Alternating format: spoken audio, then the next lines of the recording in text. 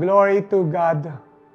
So tayo po'y lagi nagpapasalamat sa inyong mga buhay dahil kada panawagan po natin mula sa Diyos para sa karangalan niya, kaligtasan ng sambayan ng Pilipino at maraming tao sa buong mundo, kayo po'y tumutugon. Tatungkulin ko po na lagi kayong i-update, bigyan po ng pag-unawa patungkol po sa atin pong mga pinapaabot na amount para sa atin pong bayarin sa telebisyon at sa radyo.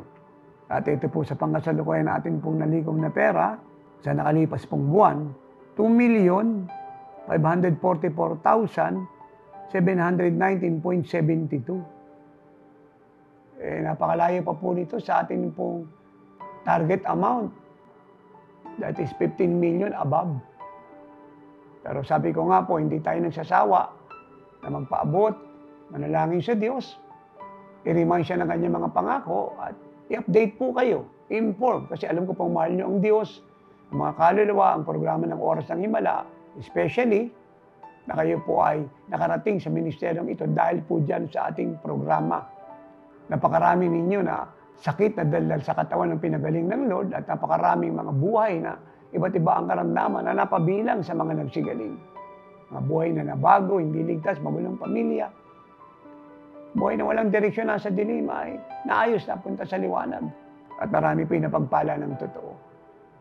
Kaya muli tayo po ay nananawagan sa lahat na nagmamahal sa Diyos, sa mga kaluluwa, sa ating programa sa Oras ng Himala, sa telebisyon, radio, na naging daano pa ngayon po ay makarating sa totoong tao, tamang turo, tamang minister. Naranasan niyo po ang buhay na Diyos, pati mga himalang ini-enjoy niyo ngayon, ang inyong pong kalusugan.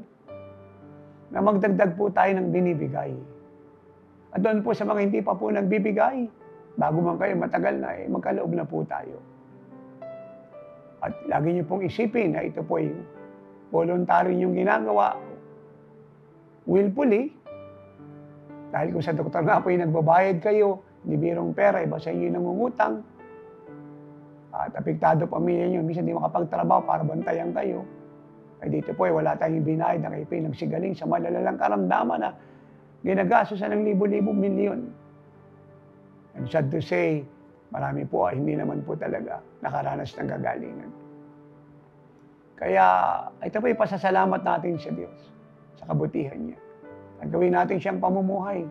Kaya mga programang Oras ng Himala sa telebisyon at radyo ay ginagamit ng Diyos mightily to end suffering, to save souls, to change lives, and to prosper those who are in poverty and living in curse.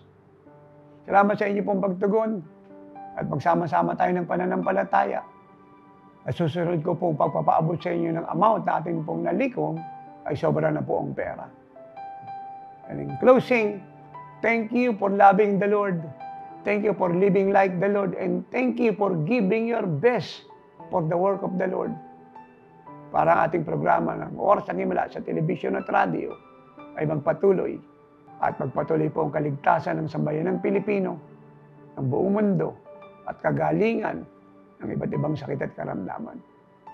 Samayin niyo po ang pagpapala ng Diyos sa inyo pong pagsunod sa kanyang mga utos. At sa inyo pong paghuhulog, pagpapadala, tumawag po kayo sa accounting department upang maklarify ang inyong ipinadala, sa inyong ipinadala.